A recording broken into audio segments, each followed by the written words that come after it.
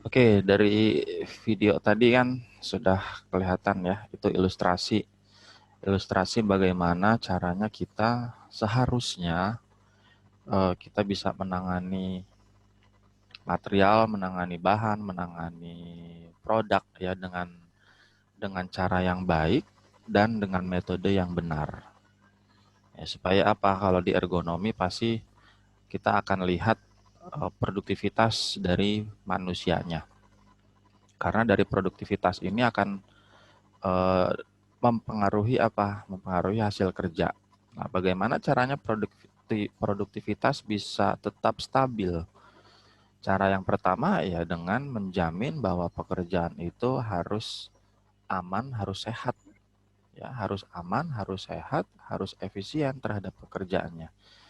Jangan pekerjaan ini menimbulkan resiko-resiko cedera ya, yang nanti dampaknya pasti akan berpengaruh terhadap productivity dari pekerjaannya.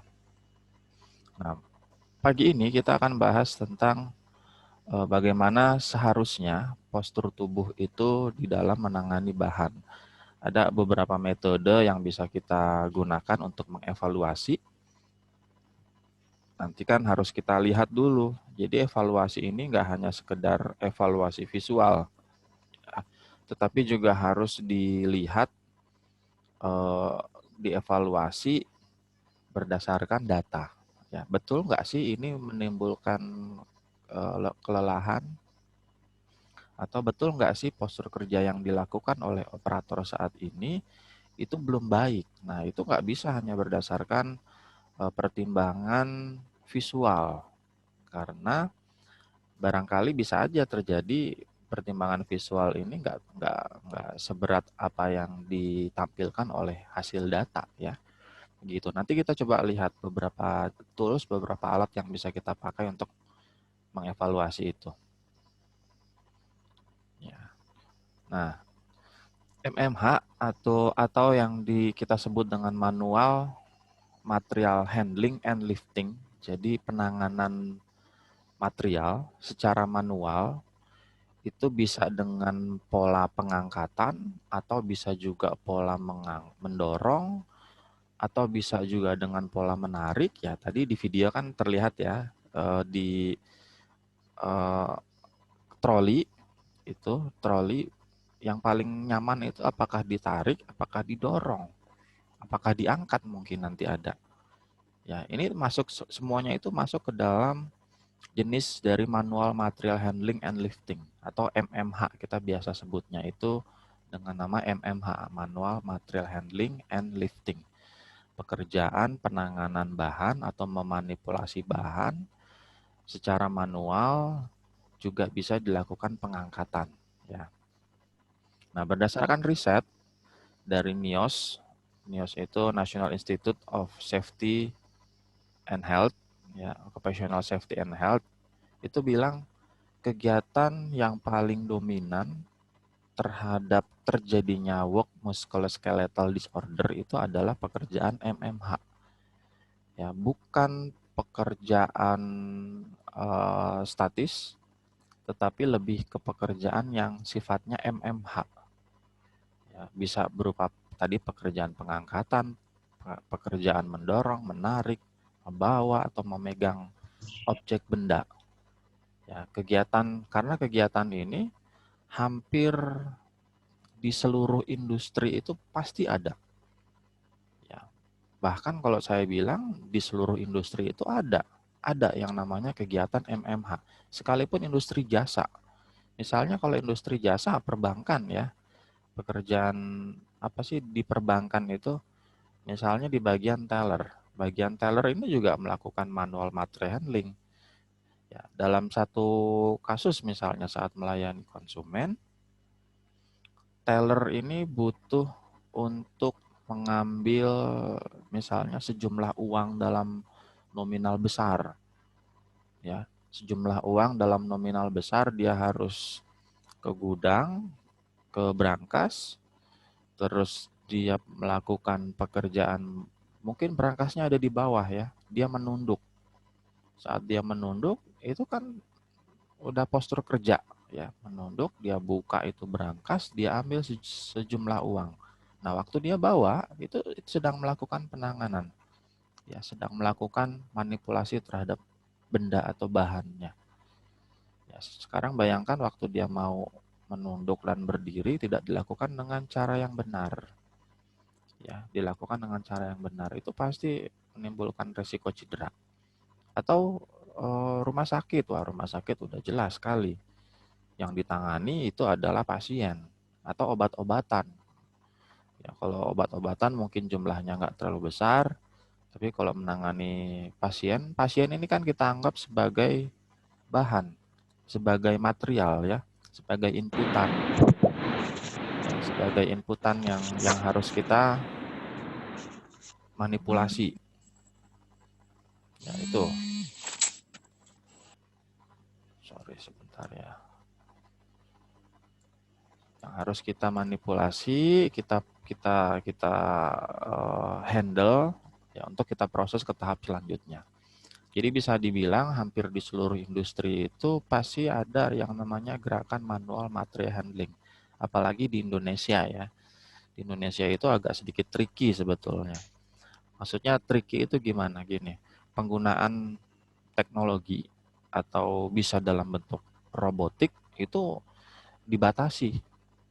Itu memang di Indonesia begitu, dibatasi. Padahal sebetulnya potensi untuk bisa digantikan pekerjaan manusia ini dengan robot itu bisa ya. Ada beberapa kasus di beberapa industri itu,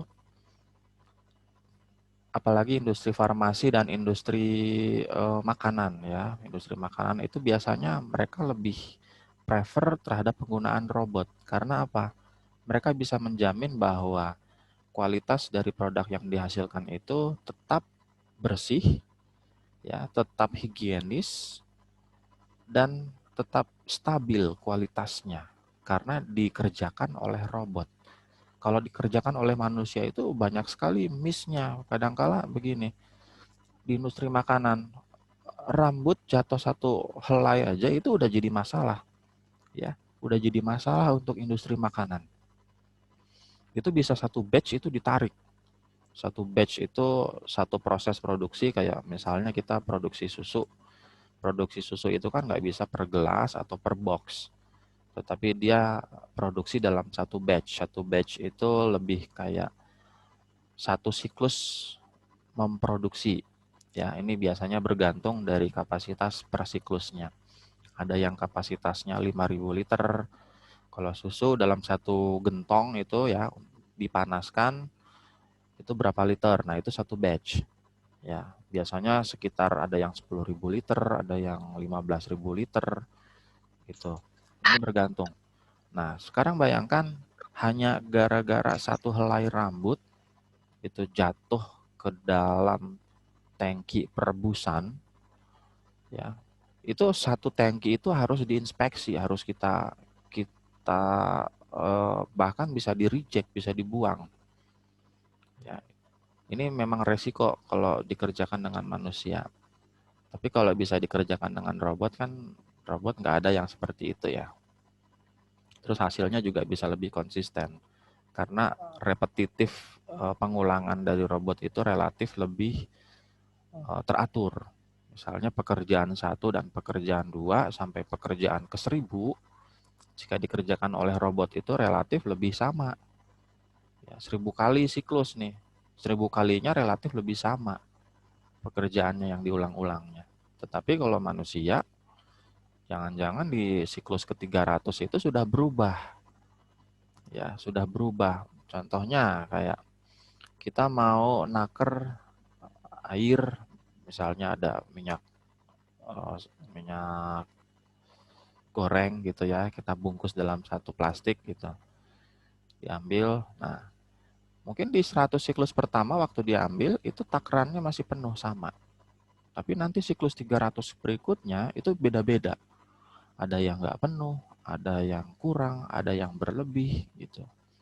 Ini kan menyebabkan itu semua, ya. Di Indonesia memang begitu. Jadi penggunaan teknologi itu dibatasi selain karena kita masih butuh penyerapan tenaga kerja. Emang agak miris. Harusnya penyerapan tenaga kerja itu kan jangan khawatir dengan penggunaan teknologi, karena tetap saja penggunaan teknologi ini nggak akan bisa menggantikan manusia. Ya, kalau pekerjaan repetitif pengulangan itu digantikan oleh robot, tugasnya manusia tidak lagi mengerjakan pekerjaan repetitif, tetapi pekerjaan yang lebih skill, yang membutuhkan skill. Misalnya apa? Pekerjaan maintenance dari robot-robotnya. Pekerjaan instalasi dari robotnya. Itu kan membutuhkan skill, sangat membutuhkan skill. Ya, karena bagaimanapun kita nggak akan bisa melawan robot. Misalnya perhitungan aja. Apa bisa kita melawan kalkulator? Saya jamin nggak akan bisa kita melawan kalkulator. Ya, mereka bisa menghitung akar dari 1.234.000 itu dengan sangat cepat. Kalau kita harus diproses dulu satu-satu. Ya, tetapi mesin ini tidak punya kemampuan untuk menciptakan dirinya. Ya, yang mempunyai kemampuan untuk menciptakan mesin itu adalah manusia. Nah, harusnya manusia ada di situ. Ya, harusnya manusia ada di situ, mengerjakan pekerjaan yang lebih membutuhkan skill dibandingkan otot, dibandingkan tenaga. Ya, itu fungsi kemajuan teknologi sebetulnya. Di beberapa negara berkembang itu sudah ada, sudah diaplikasikan. Di Jepang, di Jerman itu ya salah satu contohnya parkir, parkir kendaraan. Mereka sudah pakai gedung parkir yang digerakkan oleh robot. Ya, kita tinggal masuk, kalau mau masuk ke gedung itu nggak perlu nyari tempat parkir. Ada masuk area loading, area docking ya, area docking, masukin aja di situ mobilnya. Nanti dengan otomatis mobilnya akan dibawa, disimpan di gedung parkir. Ya, itu kan efisien sekali waktunya. Kita nggak perlu habiskan waktu untuk mencari area parkir yang kosong. Ya, tugas mencari ini sudah digantikan oleh robot. Nah, gitu. Sekedar intermezzo. Nah, tadi ya kegiatan MMH itu banyak sekali dilakukan, kalau saya bisa bilang di semua industri itu pasti ada MMH, khususnya di Indonesia apalagi. Ya. Nah, OSA dan NIOSH ini, OSA itu Occupational Safety and Health Association, jadi asosiasi yang membawahi tentang occupational safety and health. Jadi keselamatan di dalam bekerja. NIOS ini sama aja sebetulnya, safety and health juga, ya hanya beda organisasi aja. Ini menawarkan panduan yang berguna di mana kita bisa meminimumkan resiko terjadinya cedera akibat aktivitas manual material handling terhadap pekerja. Jenis manual material handling yang dipelajari umumnya itu ada pekerjaan mengangkat, pekerjaan menurunkan, pekerjaan mendorong, menarik, ya, membawa atau dan memegang sebuah objek.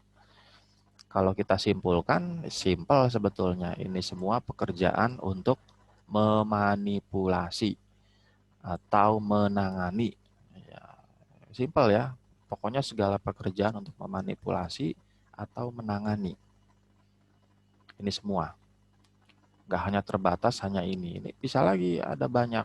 Misalnya menekan. Menekan itu termasuk memanipulasi. Kalau yang ditekan misalnya kopling mobil, yaitu kan ditekan dengan kaki. Bayangkan kalau mobil koplingnya keras gitu, itu harus ada penanganan yang berbeda lagi. Ini. Nah, ada klasifikasi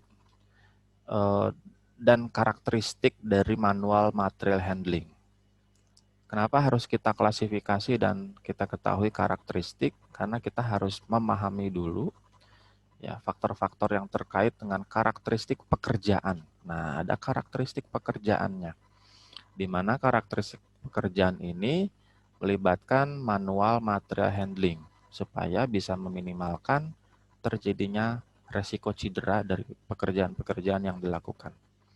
Ya, menurut Mittal, itu tahun 93 sudah melakukan riset, ada 4 kategori yang digunakan untuk mengklasifikasi karakteristik dari manual material handling. Jadi ada 4 kategori di dalam material handling itu kita harus ada 4 kategori ini, apakah masing-masing kategori ini nanti hasilnya sudah baik atau belum.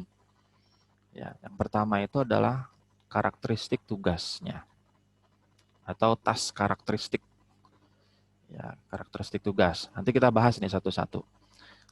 Yang kedua itu karakteristik dari materialnya atau kontainernya. Misalnya gini, ada satu material yang tidak bisa kita manipulasi tanpa menggunakan alat bantu simpan. Air misalnya. Gimana cara kita bisa memanipulasi air atau kita bisa menangani air? Air ini sudah disimpan di botol, sudah disimpan di galon, ya kan? Air ini sudah disimpan di situ. Ya. Jadi kita bisa menangani air sebelum air itu disimpan di kontainernya, di dalam wadahnya, di dalam galonnya. Nah, cara menangani itu kan beda nanti. Cara menangani air dengan cara menangani benda padat atau gas misalnya. Gas juga gimana cara kita bisa manipulasi? Gas itu harus sudah di tabung gasnya. Ya, sudah masuk ke dalam tabung, baru kita bisa manipulasi. Nah, itu beda lagi nanti perlakuannya seperti apa. Kita bahas nanti setelah ini ya. Terus karakteristik praktis dari kerjanya. Jadi kalau kita lihat secara praktikal kerjanya itu seperti apa. Yang terakhir itu adalah karakteristik pekerjanya. Nah, ya kita meninjau dari pekerja yang melakukan kegiatan manual material handling tersebut. Nah, yang pertama ini tadi tas karakteristik atau karakteristik tugas. Ya, yang pertama itu kita harus lihat bahwa luasan tempat kerja perlu ditetapkan dengan memperhitungkan adanya aktivitas material handling. Ya, bahwa luasan dari area kerja itu harus betul-betul dipertimbangkan, jangan sampai mengganggu siklus pekerjaannya. Misalnya dia harus menunduk, dia harus memutar, maka luas area kerjanya jangan terlalu sempit. Ya, terlalu luas memang tidak berdampak terhadap tubuh, tetapi berdampak terhadap kos pengadaan. Jadi memang harus ditetapkan sesuai dengan yang dibutuhkan. Ya, sesuai dengan yang dibutuhkan. Kalau memang hanya dibutuhkan luasan area 3 meter persegi, cukup diberikan 3 meter persegi. Ya. Ini sebetulnya kalau di TI, teknik industri itu dipelajari di perencanaan dan perancangan tata letak fasilitas. Ya, mungkin nanti ada kesempatan untuk kita buka program lain ya dengan mata kuliah PTLF itu akan sangat lebih baik lagi.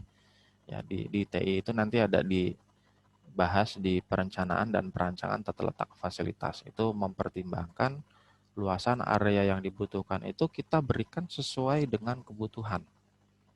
Ya, kebutuhannya 3 meter persegi ya kita berikan 3 meter persegi. Jangan terlalu besar. Kalau kalau terlalu besar nanti dampaknya cost-nya akan sangat besar. Ya, sehingga luasan tempat kerja ini perlu kita tetapkan. Nah, yang kedua, tempat kerja yang menciptakan batas-batas yang menghalangi pergerakan pekerja perlu dihilangkan. Jadi area-area kerja apalagi kalau di gudang ya. Di gudang itu jangan diberikan sekat-sekat. Ya, jangan diberikan sekat-sekat. Supaya apa? Waktu kita mau memanipulasi bahan, mau menyimpan benda ini di suatu rak ya. Jangan pandangan kita itu terhalang karena adanya sekat. Ya, karena dengan adanya sekat ini menghalangi pandangan, ini bisa memperlama proses kita menyimpan benda itu. Misalnya dia harus nyari, saya harus kemana dulu nih? Saya mau mencari rak nomor 5, dia harus cari dulu rak nomor 5. Ya, tetapi bisa dihilangkan sekatnya. Selain itu bisa juga dengan menghilangkan sekat itu, ini mempersingkat siklus prosesnya, ya, mempersingkat siklus proses. Di kantor yang zaman sekarang itu, contohnya Google aja, Google itu kantornya itu bukan kantor-kantor yang kayak ruangan-ruangan. Dia disebutnya open space, ya, open space. Bahkan katanya eh, CEO-nya aja sendiri itu nggak ada ruangan kantor.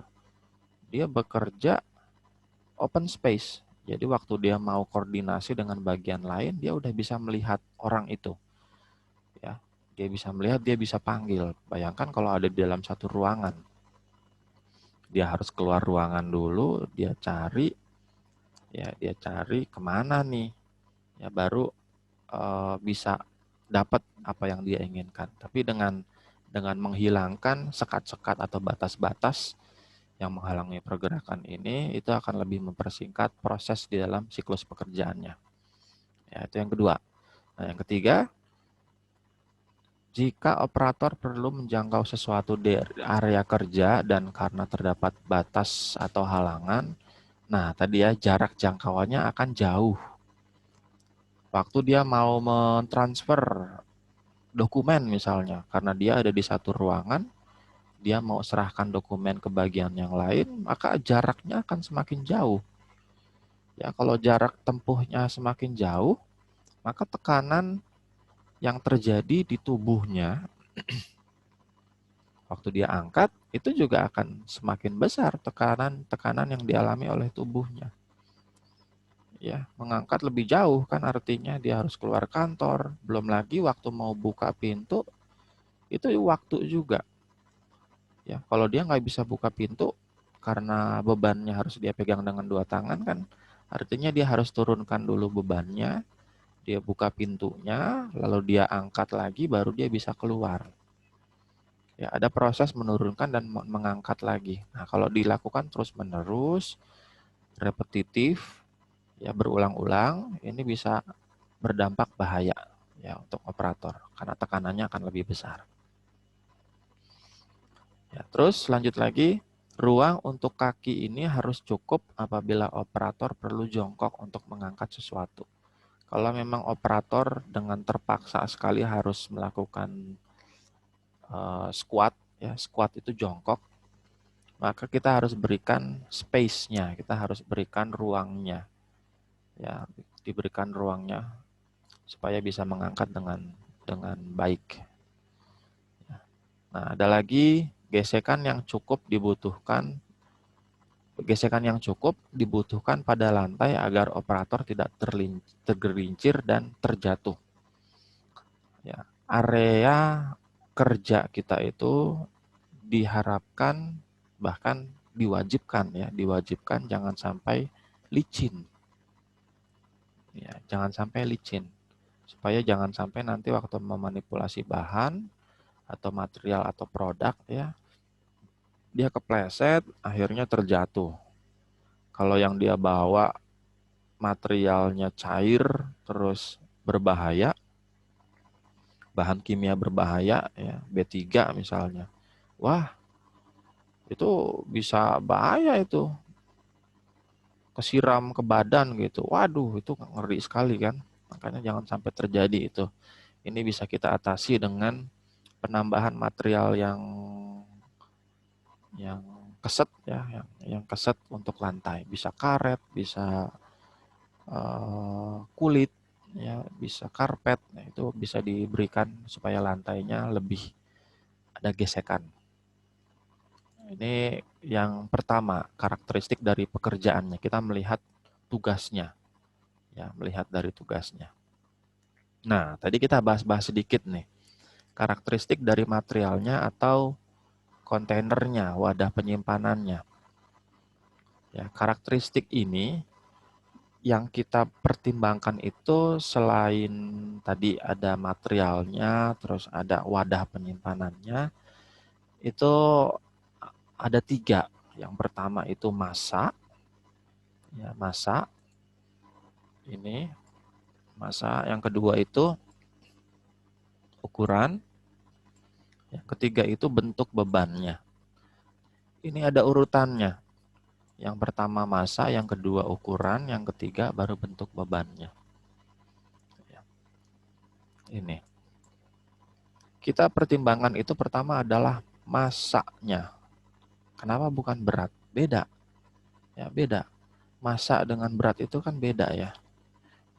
Kita menghitung massa dulu karena gini, kadangkala begini.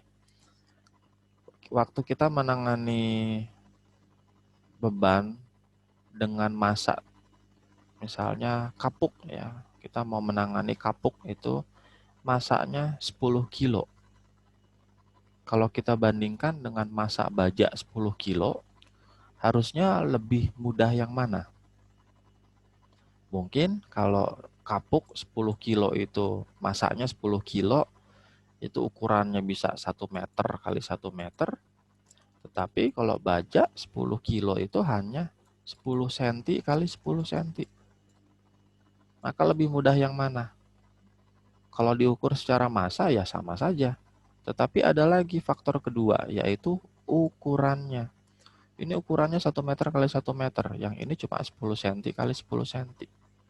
Maka akan lebih mudah yang ini. Ya, yang ini berarti kita harus berikan solusi di dalam penanganannya. Bisa dengan menambahkan alat bantu kerja, kita berikan troli atau hand pallet ya, atau apapun. Ini supaya bisa ditangani. Kalau dibandingkan dengan ini lebih simpel, lebih mudah nih. Karena ukurannya lebih kecil walaupun massanya sama. Ya. Nah, yang terakhir itu adalah bentuk bebannya. Bentuk beban. Bentuk beban kayak misalnya galon air ya. Ini yang masih terjadi di kita. Galon air yang beredar di Indonesia itu kan bentuknya masih begini ya. Polos gitu. Di sini hanya alur-alur untuk memperkuat supaya nggak meleot-meleot. Ya, bayangkan kalau kita harus membawa beberapa galon sekaligus. Bawa 2 galon lah paling enggak. Kalau dengan galon begini ini sulit sekali nih. Ini juga mempersulit pekerjanya. Ya, waktu dia mau memanipulasi, bisa aja dari gudang dia mau loading ke mobil. Mungkin pernah lihat mobil truk itu yang bawa ratusan galon ini berisi air minum ini. Bayangin tuh kalau dia yang memanipulasi itu hanya 1 orang, itu gimana rasanya ya? Capek sekali pasti. Nah, makanya harus dipertimbangkan bentuk bebannya. Ini bentuk galonnya tuh harusnya jangan begini. Ya, di luar negeri itu, di Amerika, itu bentuk galon itu udah begini. Di sini ada lubang untuk pegangan tangan. Ininya. Ya, jadi waktu mau dimanipulasi, pekerja ini tinggal megang ini aja. Ini udah ada tempat untuk pegangan tangan. Dibandingkan kalau yang masih polos itu berarti biasanya harus dipegang dengan 2 tangan. Tapi kalau sudah ada pegangan, ya sudah ada pegangan tangan, maka tinggal di ini pegang. Bisa juga bawakan sekaligus 2, ya sekaligus 2 itu lebih enak. Nah, itu ada tiga poin, ya 3 poin yang harus kita pertimbangkan ya. Nah, tadi ini ya ada bila memungkinkan beban diberikan pegangan. Contohnya ya ini. Atau kita mau memanipulasi material, misalnya kaca ya. Kaca tuh. Kaca ini kan bisa kaca transparan, bisa juga kaca yang refleks. Kaca yang refleks itu cermin. Ini kan tajam nih ujung-ujungnya. Sekarang bayangin kalau kita nggak pakai alat bantu, nggak diberikan pegangan. Ada alatnya, alat untuk mengangkat ini. Jadi dia berupa suction, penghisap. Nah, ini ada pegangannya, di sini ada tuasnya. Ya, ini bisa dengan cara seperti ini diberikan pegangan. Ya, bisa begini. Nah, lanjut lagi. Syarat pegangan yang baik itu seperti apa? Ini sudah dijelaskan oleh OSHA pada tahun 2009. Yang pertama itu berbentuk silinder dan tidak licin. Nah, silinder ini bahkan bisa lebih bagus kalau diberikan kontur sesuai dengan bentuk pegangan tangan.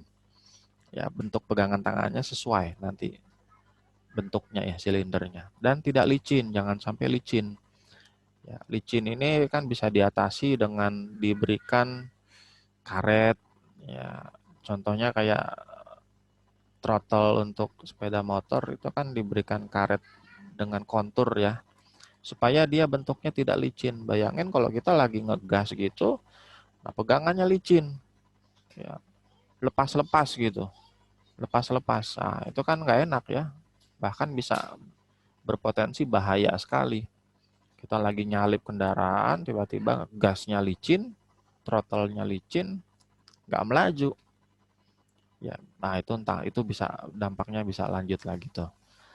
Nah, diameter ini berkisar antara 1,9 sampai 3,8 cm.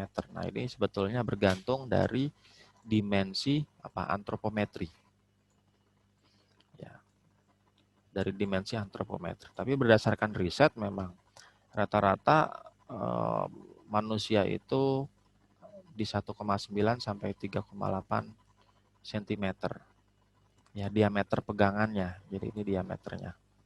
Nah, panjangnya kurang lebih plus minus 11,5. Pastinya berapa ya harus kita tinjau dari antropometrinya. Ya, antropometrinya. Terus yang ketiga, memiliki ruang untuk pegangan tangan. Ya, contohnya kayak tadi ini. Ini diberikan ini ya, diberikan space supaya pegangan tangan ini lebih nyaman. Atau ini space-nya ya jarak ini. Nih. Terus ada lagi beban ini tidak boleh memiliki ujung yang tajam ya, resiko nanti tersayat atau tergores itu kan bisa berbahaya ya buat operator. Tergores sedikit aja itu kan sebetulnya kehilangan juga untuk pabrik, karena pekerja ini harus mengobati dulu tangannya walaupun hanya tergores kecil, dia harus obati dulu. Nah, waktu mengobati itu kan menghilangkan waktu ya. Ada produktivitas yang akhirnya tidak tercapai. Ini yang kedua. Ya. Nah, yang ketiga ini itu adalah karakteristik dari kerja praktisnya. Ya, melibatkan secara praktikal kerjanya. Ada ini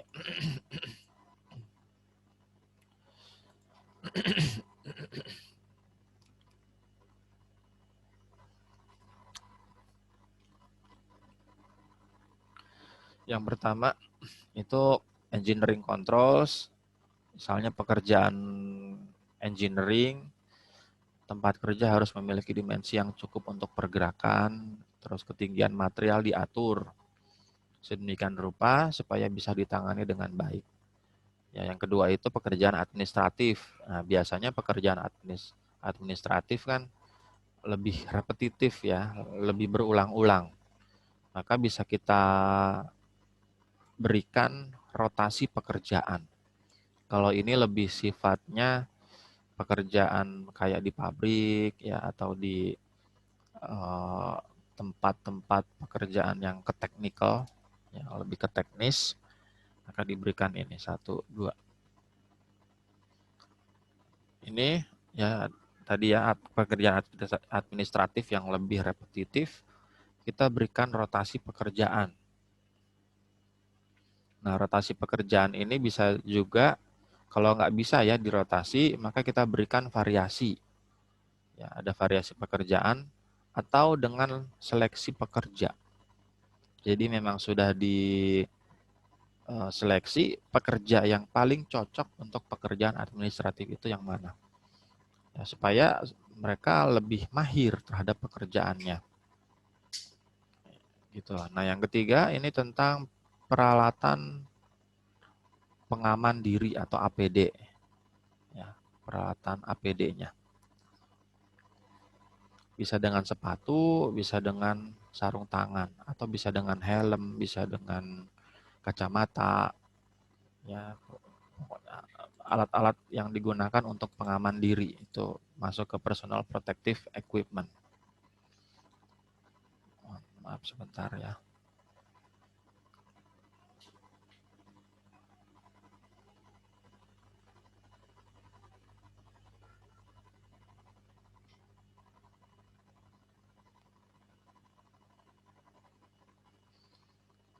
Ya. Yang terakhir itu adalah karakteristik dari pekerjanya. Jadi memang yang harus kita juga harus pertimbangkan, nggak sembarang nih pekerja yang bisa melakukan aktivitas pekerjaan manual material handling.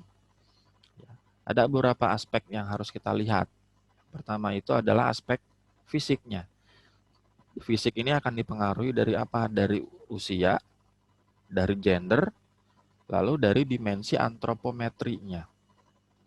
Ya, dilihat dari usianya, dari gendernya, dari dimensi antropometri. Usia semakin dewasa, semakin bertambah, biasanya kemampuan fisiknya juga relatif lebih menurun.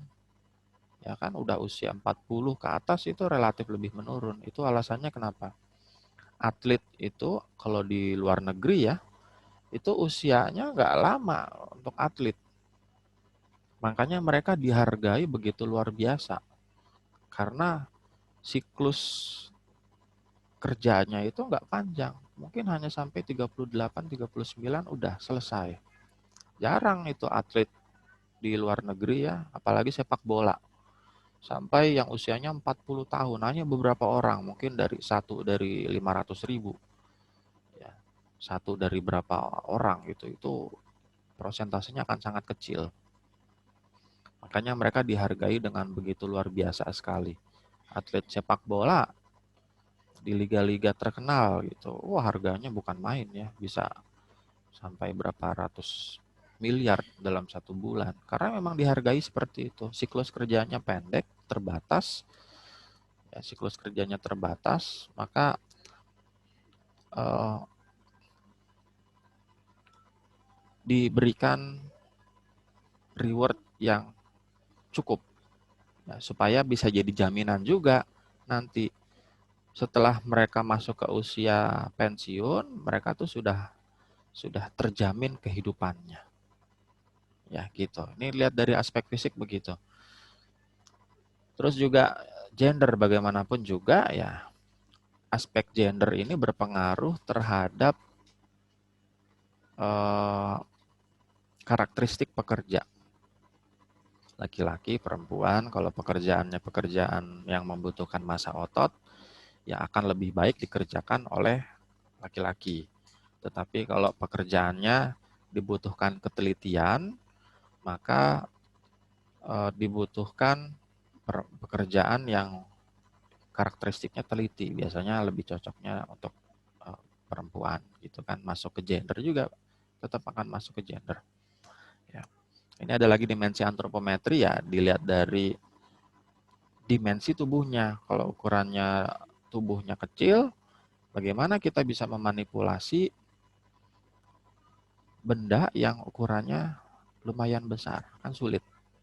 Ya, ada lagi ini antropometri. Terus kemampuan indera.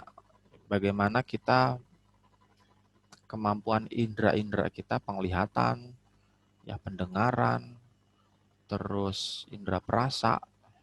Ya. Tactile sense itu lebih ke indera perasanya ya. Kemampuan kita untuk merasakan juga berpengaruh.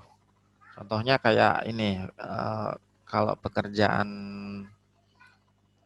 kalau di restoran tuh ada satu tugas untuk nyicipin rasa masakan. Atau pabrik kasur tuh ada juga orang yang tugasnya itu untuk nyobain itu kasur. Ini sudah nyaman belum? Ya ada yang seperti itu. Ya, ini membutuhkan kemampuan indera yang sangat baik sekali. Kalau kemampuan inderanya nggak bagus, nggak bisa ngerasain masakan tapi lidahnya kebas gitu, nggak bisa ngerasain apa-apa. Nggak mungkin bisa. Ya, yang kedua. Terus ada lagi kemampuan psikomotor.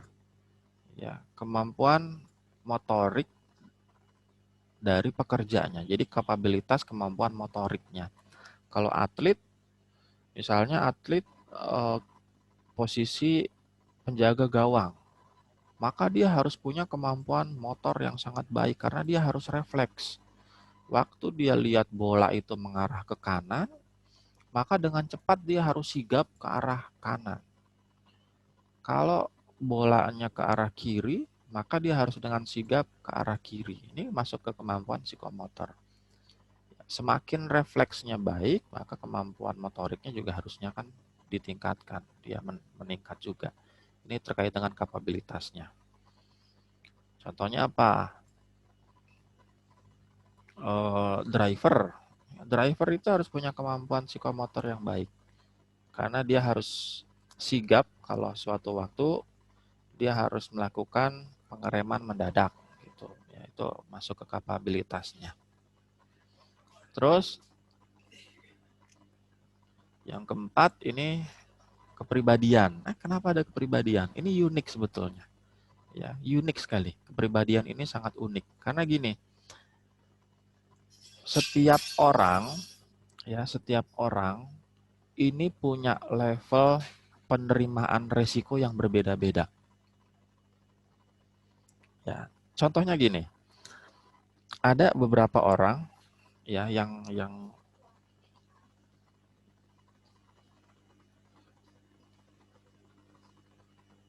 ya orang yang misalnya di lantai kedua gitu, ada orang yang waktu dari lantai kedua dia lihat ke bawah itu dia biasa-biasa aja. Ya dia biasa-biasa aja. Tapi ada juga yang ketakutan gitu. Padahal baru di lantai 2. Itu ketakutan. Ini kenapa bisa terjadi gitu? Karena ada level penerimaan resiko yang berbeda-beda. Ada yang sudah biasa, ada yang nggak biasa. Atau ada yang kalau bawa kendaraan gitu. Ada yang di 80 km per jam itu udah biasa. Jadi dia nggak ketakutan. Ada yang 60 aja itu udah was-was. Aduh kencang banget nih gitu. Ya, ini kan bergantung dari kepribadiannya. Seberapa besar dia bisa menerima resiko atau penerimaan terhadap resikonya. Apakah masuk ke kategori yang ini berbahaya buat saya? Ini saya nggak nyaman nih dengan ini. Ini bergantung dari ini. Ya, penerimaannya. Setiap orang pasti beda. Ya, setiap orang pasti beda. Saya berdiri di ketinggian 40 sampai 60 meter lihat ke bawah itu masih biasa. Ya, nggak apa namanya nggak heboh gitu. Tapi ada orang yang tinggi ngelihat ke bawah ketinggian 5 meter 6 meter itu udah pusing-pusing. Kalau saya masih biasa tuh karena biasa melakukan itu juga kan. Ya, ngelihat berdiri di ketinggian sekian ya gitu. Nah, ada lagi yang kelima itu adalah status kesehatan. Jadi riwayat kesehatannya. Apakah sebelumnya dia pernah mengalami injuries, ya kecelakaan atau cedera? Nah, biasanya kalau atlet-atlet yang sudah pernah cedera, apalagi kalau di liga-liga terkenal ya, mereka jadi kurang laku biasanya. Aduh, ini pernah cedera panjang nih. Apakah dia bisa kembali ke performa awalnya? Ada kan dilihatnya kan gara-gara itu. Ya. Selain level kebugaran, kalau level kebugaran ini bisa dibentuk dengan olahraga teratur. Ya. Terus ada lagi aklimatisasi terhadap lingkungan. Aklimatisasi itu penyesuaian.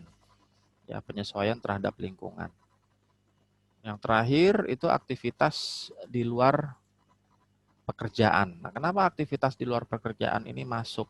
Karena gini, contohnya ya, ini yang sangat nyata sekali kelihatan, pekerja-pekerja, karakteristik pekerja Jepang, ya, kita jangan jauh-jauh lah, kita bandingkan dengan Indonesia aja. Kalau karakteristik orang Jepang itu bekerja, mereka terbiasa melakukan pekerjaan itu sampai semaksimal mungkin. Ya, kenapa seperti itu? Karena ini berhubungan juga dengan budaya kerja orang Jepang ya. Mereka menganggap kerja itu adalah sebuah gift.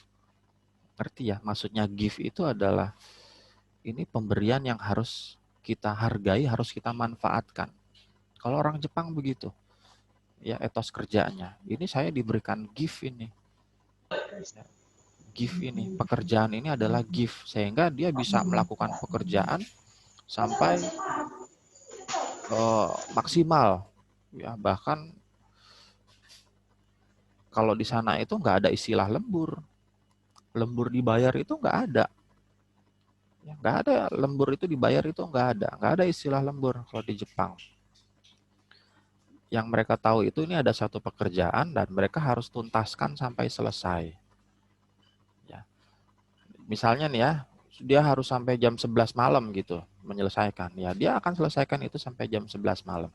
Nah, setelah itu kegiatan apa yang dilakukan oleh pekerja ini? Nah, relatifnya begini kalau orang-orang Jepang, mereka itu senang kongko. Kongko itu nongkrong-nongkrong ya. Pulang kerja, minum sama teman-temannya karena bisa kita bayangin aktivitas kerjanya sangat berat ya. Terus harus refresh ya. Salah satu cara refresh mereka itu ya dengan itu. Dengan minum-minum, dengan nongkrong sama teman-temannya sepulang kerja. Selepas itu, mereka itu sudah di tempat kerjanya di jam yang seharusnya. Itu hebatnya etos kerja orang-orang Jepang tuh begitu. Mereka nongkrong sampai jam 4, jam 5 pagi. Ya, tetapi jam 7 itu sudah di tempat kerjanya. Sudah siap untuk melakukan pekerjaannya. Ya, sudah fit, sudah ready. Ya, itu kan luar biasa sekali. Jadi bisa dibilang aktivitas di luar pekerjaan ini tidak terpengaruh terhadap karakteristik dari pekerjaannya. Tapi kalau di kita, kita harus akuilah di Indonesia, begadang sampai jam 5 pagi, jangan harap tuh jam 7 udah di tempat kerja gitu. Ya, pasti ada alasannya tuh. Aduh, maaf Pak, saya kurang enak badan. Kalau orang Jepang itu nggak ada cerita begitu. Yang nggak ada cerita. Karena mereka menganggap pekerjaan itu adalah gift. Itu anugerah yang harus mereka manfaatkan. Sehingga mereka harus usahakan semaksimal mungkin hasilnya. Ya, sehingga hasilnya kan luar biasa ya. Jepang itu hanya membutuhkan waktu beberapa dekade untuk pulih dari perang. Ya, Hiroshima Nagasaki itu kan menghasilkan kehancuran luar biasa buat Jepang. Mereka nggak punya apa-apa selepas Hiroshima Nagasaki, bom atom itu ya kan. Mereka nggak punya apa-apa. Yang mereka punya itu hanya etos kerjanya.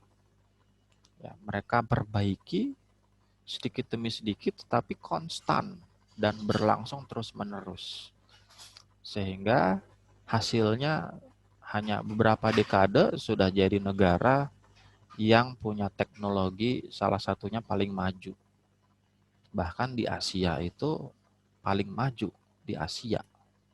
Ya, wah itu kan luar biasa tuh. Kalau di kita ini aktivitas di luar pekerjaan ini sangat berpengaruh sekali. Ya pulang kerja, nongkrong sedikit, pulangnya kemalaman, capek. Gitu. Gitu ya. Nah, aktivitas di luar pekerjaan. Nah, kalau kita lihat resiko pekerjaan MMH ini, ya ada yang bisa diakibatkan karena adanya overexertion. Ya, overexertion itu kalau pekerjaan di ergonomi itu dibagi menjadi beberapa kategori ya. Ada pekerjaan produktif, ada pekerjaan non produktif. Nah, kalau pekerjaan baik pekerjaan produktif maupun non produktif tetapi masih masuk ke dalam job desk-nya, maka disebutnya dengan exertion. Artinya pekerjaan yang memang masuk dalam lingkup job desk-nya, itu masuk ke exertion. Nah, over exertion ini artinya pekerjaan itu dilakukan secara berlebihan. Ya, harusnya pekerjaannya sekian tetapi dilakukan secara berlebihan. Nah, over exertion ini terjadi karena apa? Beban yang terlalu berat. Beban itu kan bisa waktu kerja yang terlalu panjang, ya waktu kerjanya terlalu panjang nih, atau bisa juga beban kerjanya terlalu besar. Kalau pengangkatan ya beratnya terlalu besar. Ya, itu bisa mengakibatkan yang namanya overexertion. Nah, faktanya ini data di Amerika, laju cedera akibat overexertion itu berkisar antara 500.000 pekerja per tahun. Atau kalau kita persentasekan, 1 dari 20 orang di Amerika itu akan menderita cedera overexertion. Ya, cedera yang diakibatkan karena beban kerja yang berlebih. Nah, bagaimana cara mengatasinya? Nanti ada beberapa cara-cara ya. Ini terjadi karena apa? Karena gerakan manipulasi beban, ya, gerakan manipulasi beban yang keliru. Sekalipun bebannya ringan, ya sekalipun bebannya ringan, tetap akan punya resiko terjadinya cedera. Ya, gitu. Nah, kenapa? Karena pengangkatan yang tidak tepat. Karena pengangkatan yang tidak tepat pada arah sagittal plane. Sagittal plane itu tadi arah tulang belakang. Kalau ini tulang belakang, ini bisa mengakibatkan tegangan kalau dia nggak searah dengan ini. Gitu. Nah, ini ada beberapa tools. Saya coba bahas singkat aja ya. Ada beberapa alat yang bisa kita gunakan untuk menilai beban kerja. Ini adalah Quick Exposure Checklist namanya. Dia dengan bantuan checklist. Ya, checklist. Keuntungannya sangat mudah digunakan karena kita tinggal cek aja. Jadi sudah ada template checklistnya. Itu udah ada poin-poinnya.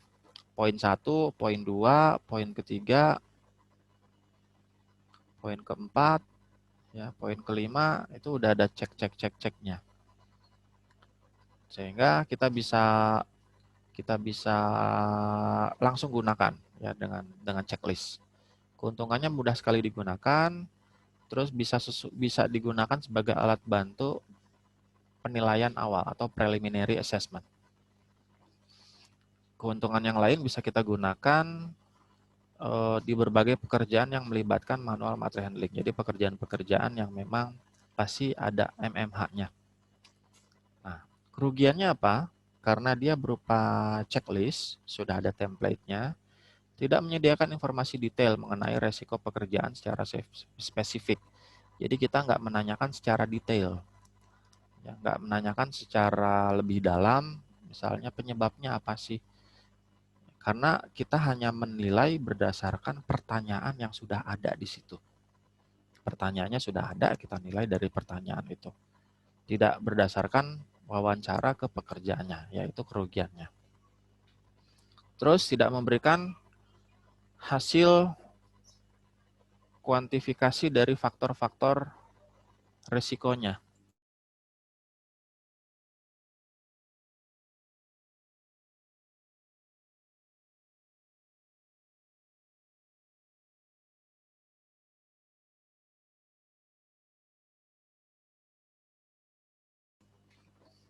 Ya, tidak memberikan hasil kuantifikasi dari faktor-faktor risiko. Karena hanya berupa checklist aja ya. Jadi nggak ada hasil kuantifikasinya. Yang kedua bisa dengan model biomekanika. Nah, keuntungannya kita bisa lebih detail karena ada model perhitungannya. Jadi ada berapa angkanya, ya. Terus kita bisa tahu berapa besar beban realnya. Ya, terus keuntungannya yang kedua, kita bisa identifikasi struktur tubuh yang mengalami penekanan fisik yang tinggi. Kita kan bisa lihat tubuh mana sih yang bebannya itu sangat besar tekanannya. Dengan biomekanika ya, kemarin kita udah bahas tuh. Terus dapat mengidentifikasi pekerjaan yang melalui batas aman, suatu jaringan tertentu. Misalnya di tangan, apakah tangannya bebannya berlebih, kita bisa hitung. Terus hasilnya bagaimana? Kita bisa tahu, oh ternyata tekanan di tangan ini sangat besar. Kalau dia harus memanipulasi beban dengan berat sekian. Ya, nah kerugiannya kita nggak bisa gunakan untuk aktivitas yang relatif repetitif, relatif berulang-ulang, karena lebih sulit ya. Lebih sulit kalau aktivitasnya berulang-ulang. Terus juga sulit untuk memverifikasi akurasi hasil. Bagaimana kita bisa verifikasi betul nggak sih yang beban yang diterima oleh otot itu adalah sekian kilo? Itu kan susah. Ya, cara verifikasinya gimana? Karena tidak ada alat ukurnya di otot-otot kita. Kita hanya bisa verifikasi berdasarkan model hasil perhitungan. Ya, tidak bisa dengan cara-cara yang lain. Itu jadi kerugian. Ya, hasil verifikasinya tidak terbukti. Misalnya, nggak tahu ini berapa hasil verifikasi di ototnya berapa. Belum ada alatnya. Ya, untuk bisa mengukur beban di otot, mungkin bisa dilihat dari kontraksi ototnya, itu belum ada alatnya. Yang ketiga, bergantung pada beberapa asumsi sederhana. Contohnya kayak pengangkatan itu ya. Pengangkatan itu kan diasumsikan yang melakukan gerakan itu hanya tangan. Padahal gerakan tangan ini kan juga berpengaruh terhadap sistem yang lain. Misalnya sistem persendian di tulang belakang, tulang punggung.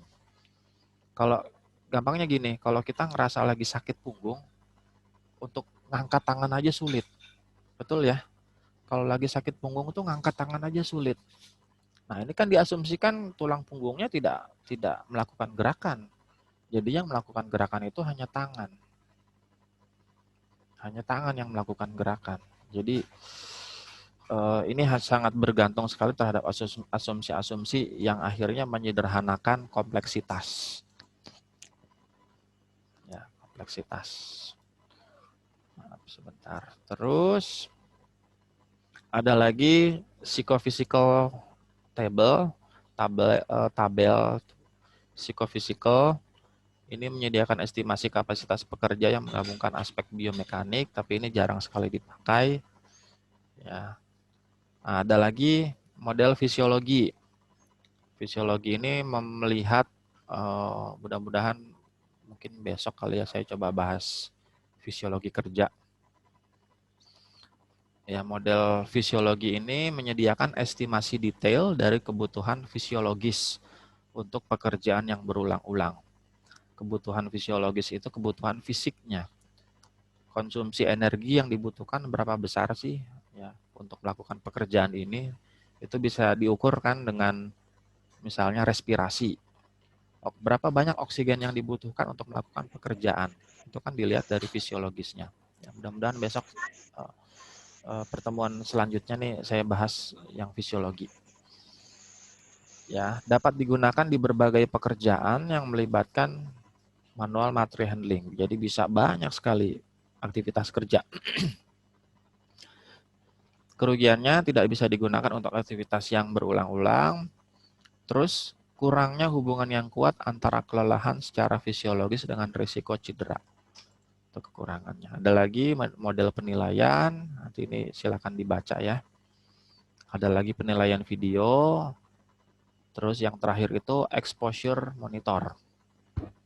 Nah, ini checklist tadi ya penjelasannya. Checklist ini bisa digunakan, terus keunggulannya sangat cepat untuk mendapatkan hasil berupa penilaian dari aktivitas pada tempat kerja tertentu. Ya, checklist ini berupa pertanyaan Umumnya hanya memiliki jawaban ya atau tidak. Apakah Anda mengalami sakit di tangan? Ya atau tidak. Jawabannya hanya itu aja. Atau bisa juga checklist berupa skala.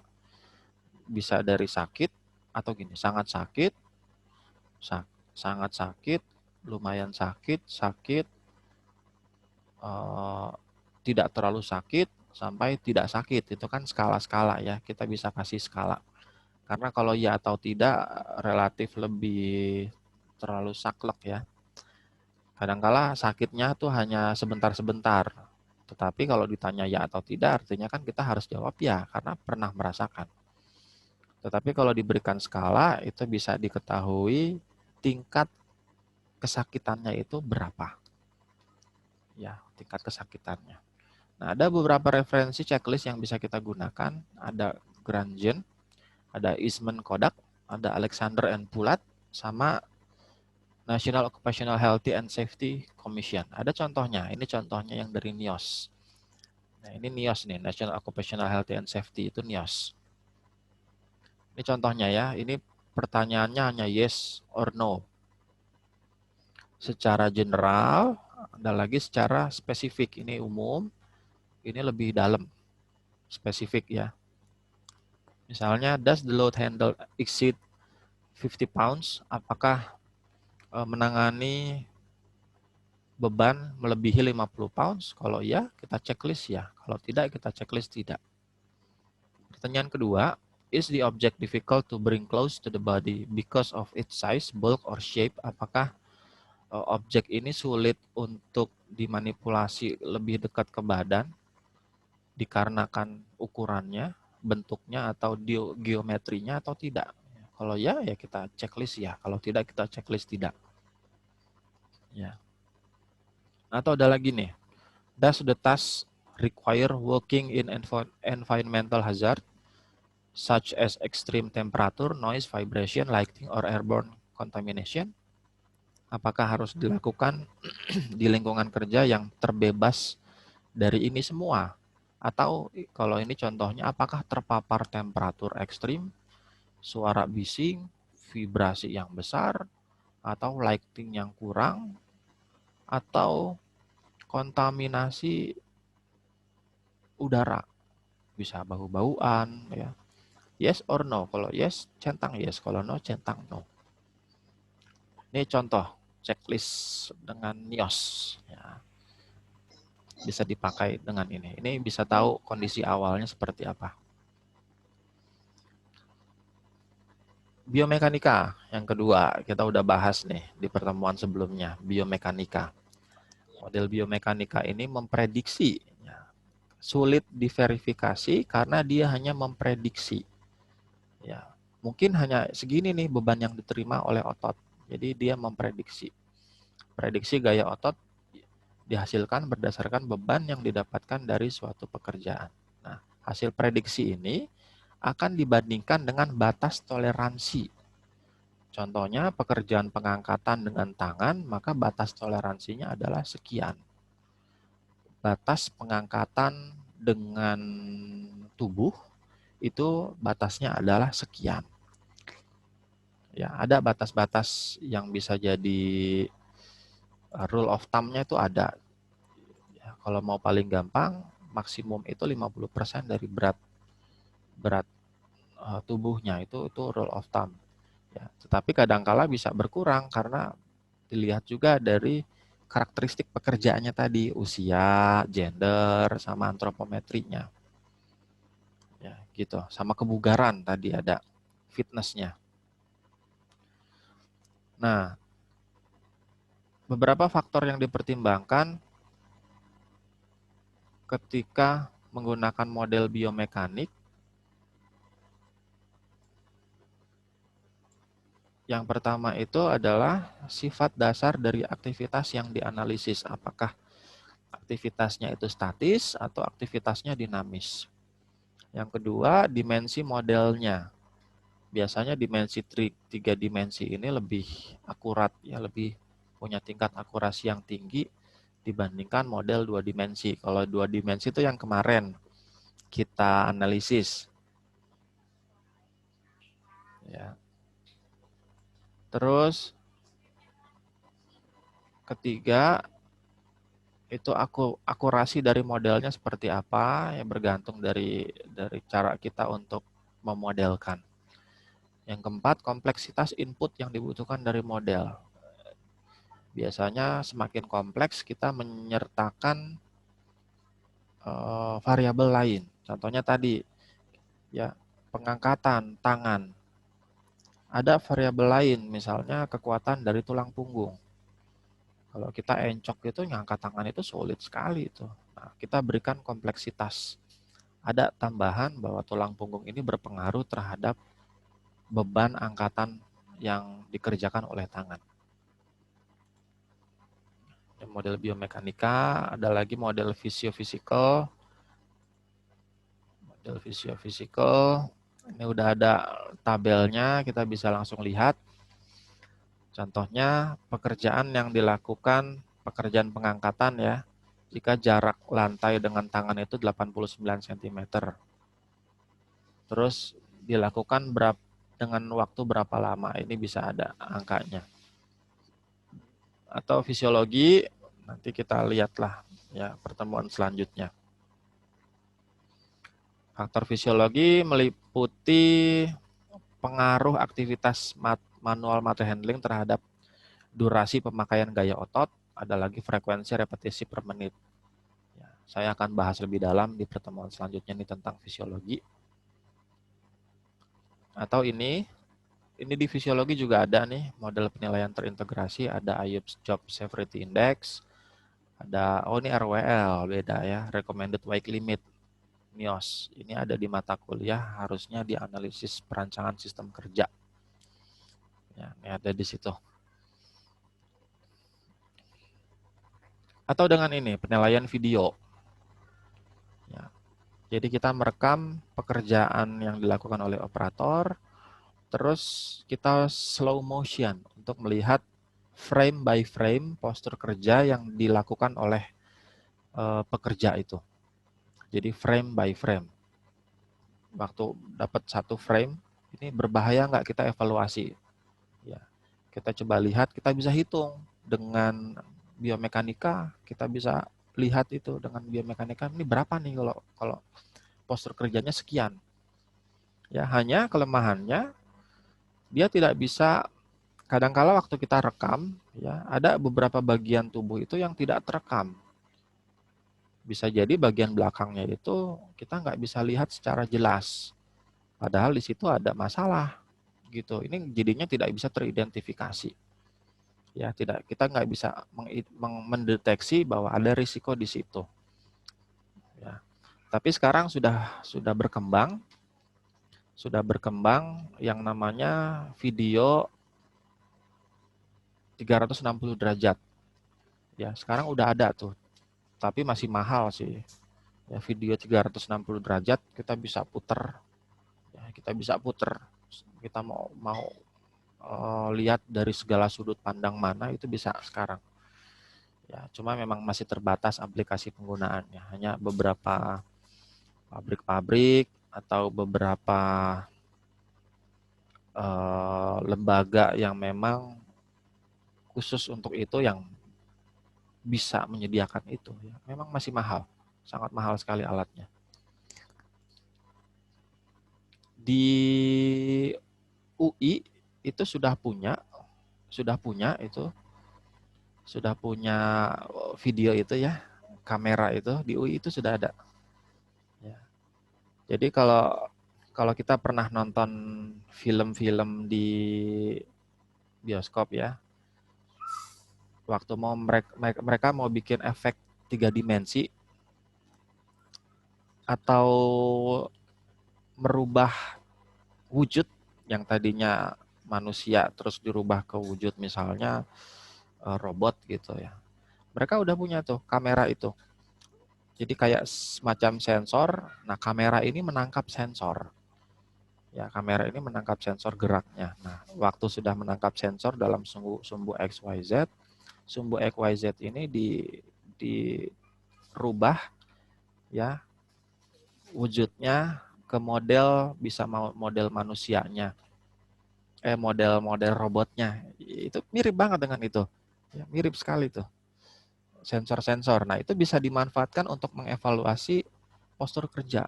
Kita bisa lihat secara 3 dimensi. Kita bisa puter, kita bisa manipulasi bentuknya ya. Mau lihat dari sisi mana itu bisa.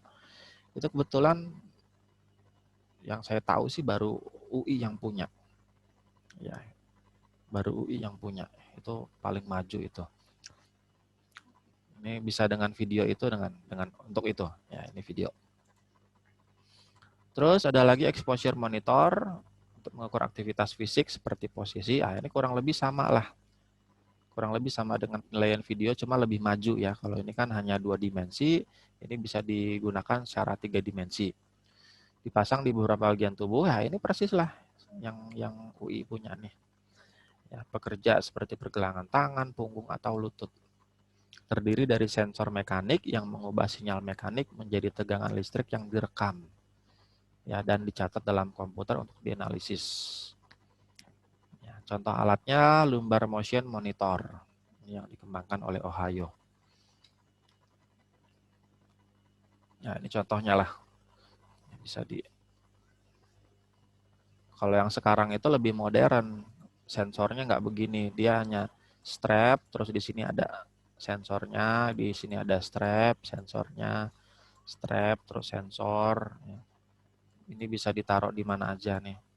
Di kaki, ada lagi yang di badan, nah, berupa strap gitu. Ini contoh exposure monitor. Ya, oh udah habis.